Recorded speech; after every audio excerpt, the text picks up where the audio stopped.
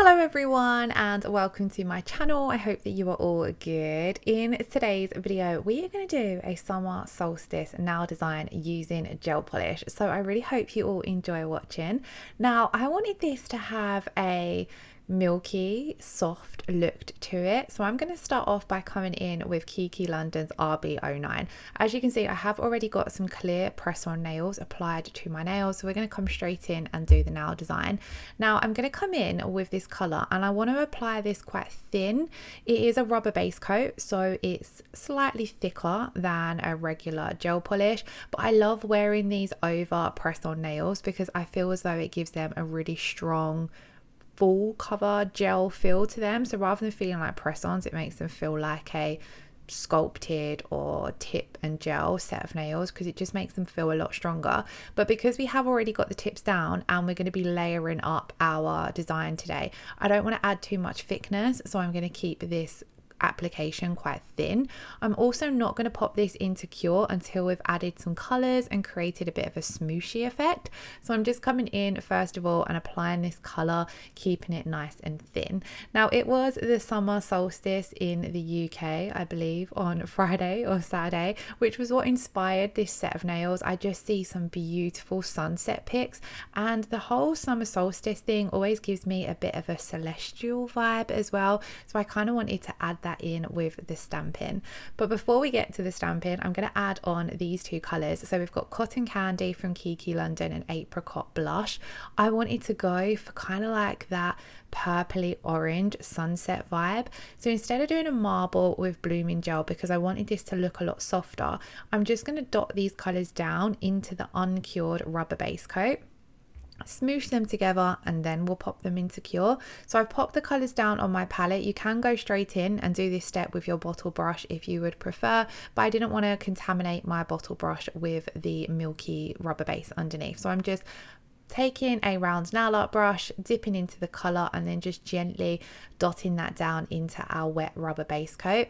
I'm kind of just going, I'm just doing two smooshes, dots, whatever you want to call it, of each color, and then we're going to kind of marble these together without creating like a defined marble. So I'm just going to take my stripe liner brush and simply just pull the colors together through one another, pull them into that rubber base coat a little bit, not with any kind of like way to do it. I'm just simply going to pull through them. I'm really not overthinking this. I'm simply just smooshing and marbling those colors together because I really wanted that soft effect.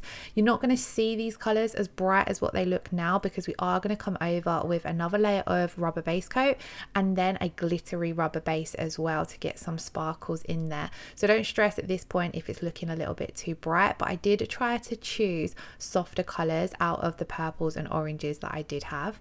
I then popped that in to cure for 30 seconds, and we're going to come straight back in with RB09 and just do a thin coat over the entire nail. And as you can see, that really softens the colors, and that's what I wanted. I wanted to get kind of like a bit of a sunset vibe, but I wanted it to look soft and milky because I don't want our stamping to pop too much, but I do want you to be able to see it. And I really love creating these layered milky designs. I feel as though it's been ages since we've done a gel polish set on the channel, or anything kind of like with this vibe with a milky look, which is one of my favorite designs to do. So whilst I had some time today, I thought I would just sit down and do these because it's been on my mind since summer solstice to do a set inspired by that, and I didn't want to leave it too long. I was going to do them in acrylic, but I kind of felt as though this look would be a little bit easier and look a bit softer in gel polish.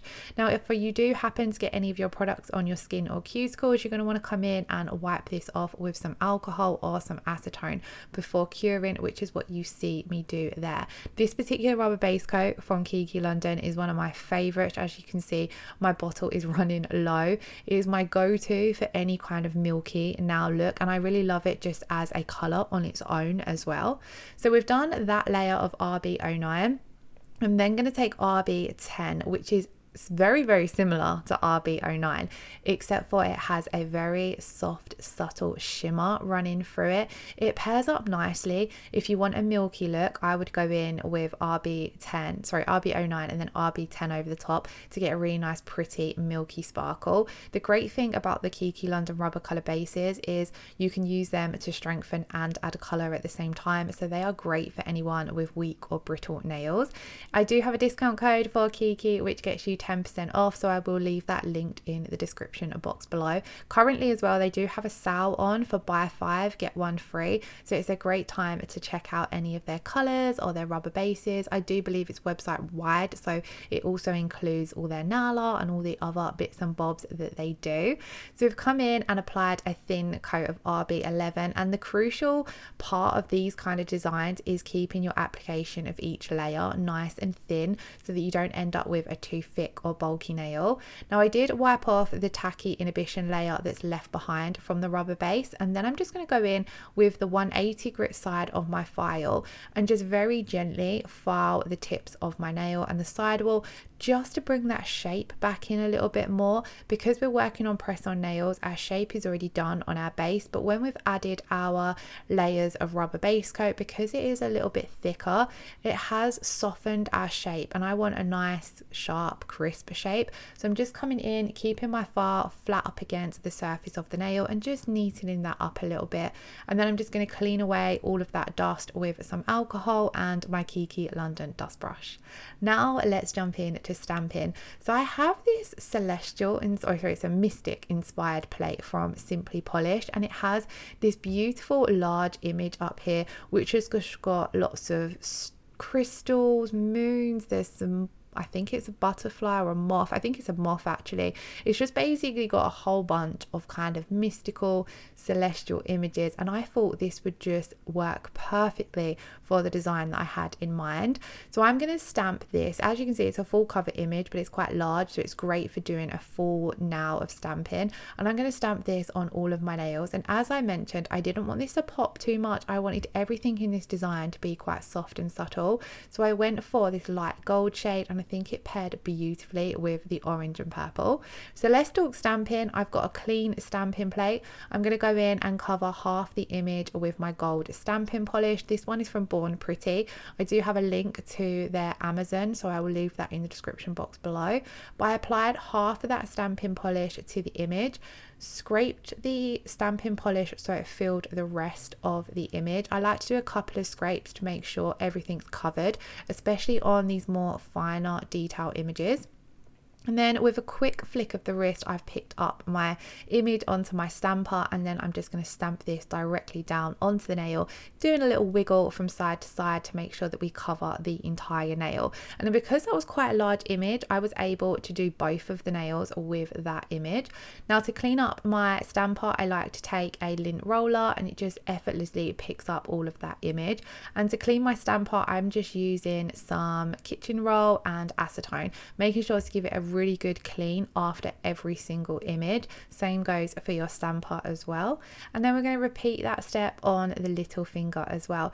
If you do have any questions on stamping, please do pop them in the comments below. If you would like to watch some more in-depth tutorials, I have some up on my channel, but if you would like an updated one, do let me know in the comments below. So as you can see, we've kind of got some stamping polish all around the skin and cuticles, so I'm going to go in with a round nail art brush and very carefully clean this off.